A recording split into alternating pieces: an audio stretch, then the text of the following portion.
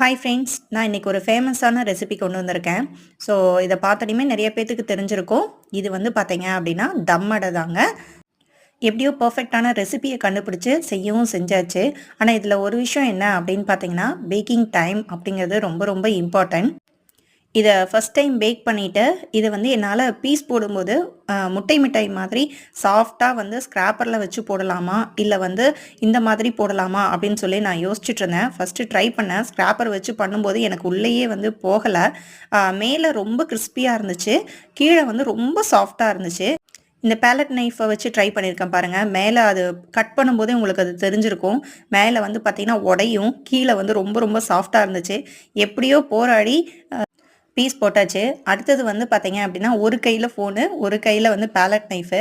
இதில் வந்து இந்த டின்லேருந்து என்னால் வந்து இந்த ரெசிபியை வந்து கையில் எடுக்கவே முடியல.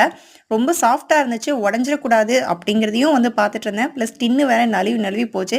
எப்படியோ ஃபைனலாக வந்து பார்த்தீங்க அப்படின்னா, அழகாக வந்து அந்த ரெசிபியும் வந்து எடுத்தாச்சு. அதுலேருந்து ஒரு விஷயம் கற்றுக்கிட்டது என்ன அப்படின்னா, நெக்ஸ்ட் டைம் பண்ணும்போது கீழே பட்டர் ஷீட் போட்டு பண்ணும்போது இன்னும் நமக்கு வந்து பெஸ்ட்டாக வரும் அப்படிங்கிறத வந்து நான் வந்து கரெக்டாக வந்து புரிஞ்சுக்கிட்டேன். இதனோட டேஸ்ட் ரொம்ப ரொம்ப ரிச்சாக இருந்துச்சு.